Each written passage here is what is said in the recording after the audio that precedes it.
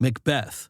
The play begins introducing three witches, then moves to a military site where Scottish King Duncan finds out Generals Macbeth and Banquo have defeated Ireland and Norway.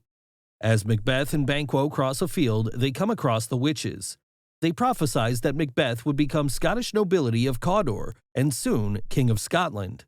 They also say Banquo's descendants will become Scottish kings, but not himself. The witches disappear, and Macbeth and Banquo are unbelieving until King Duncan's men thank the generals and tell Macbeth that he will in fact become noble.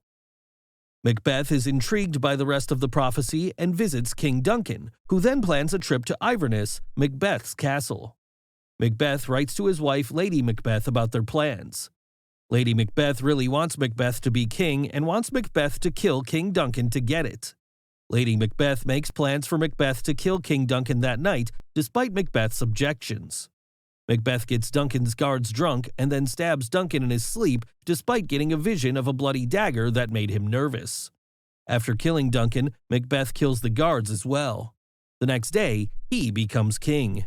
Duncan's sons Malcolm and Donalbain flee to England and Ireland in fear.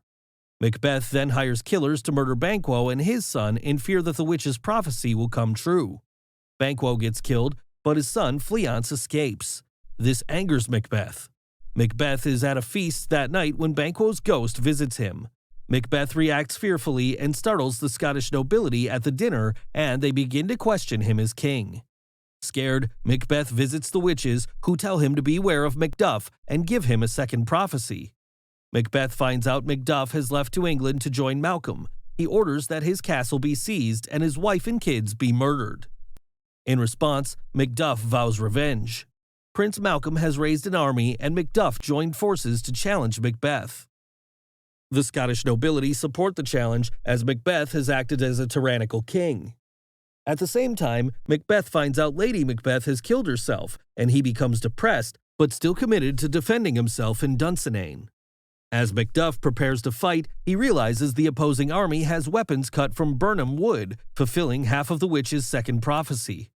As Macbeth's defenses are overtaken, he encounters Macduff, who announces that he was born of a C-section, fulfilling the other half of the prophecy. Macbeth realizes he is doomed, and Macduff kills and beheads him. In the end, Malcolm becomes the King of Scotland.